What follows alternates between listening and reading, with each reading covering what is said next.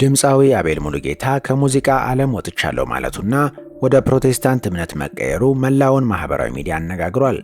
ነገር ግን ብዙዎች እንደሚሉት ይህ ውሳኔ ከንስሐ በላይ ሌላ ሚስጥር አለው።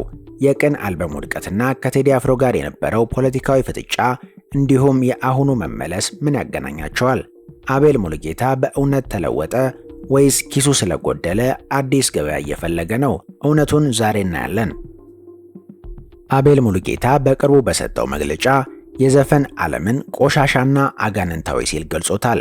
ከእንግዲህ ወደ ኋላ አልመለስም በማለትም ሙሉ በሙሉ መንፈሳዊ አገልግሎት ውስጥ መግባቱን አስታውቋል።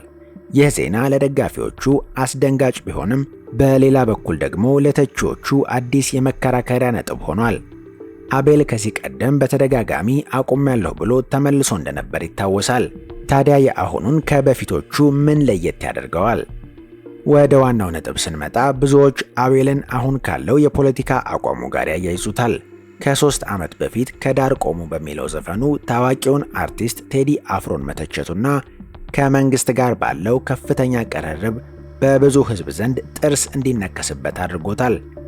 በተለይም በወቅቱ የነበረው ሕዝባዊ ቁጣ አቤልን ለከፍተኛ ትችት ዳርጎት ነበር። ይህ ፖለቲካዊ ወገንተኝነት በአርቲስቱ ተወዳጅነት ላይ ትልቅ ጠባሳ ጥሎ ማለፉን ብዙዎች ይስማማሉ። አቤል በቅርቡ ያወጣው ቅን የተሰኘው አልበም በገበያ ላይ የደረሰበት ውድቀት ሌላው አነጋጋሪ ነጥብ ነው። አልበሙ የሚጠበቀውን ያህል ተቀባይነት ካለማግኘቱም በላይ ቤትህን ዘግተህ ለብቻህ ስማው እስከ መባል ደርሶ ነበር። በዚህም ምክንያት አቤል አሁን የወሰደው ውሳኔ ከኪሳራ ለመውጣት ነው የሚሉ አስተያየቶች በስፋት እየተሰነዘሩ ይገኛሉ።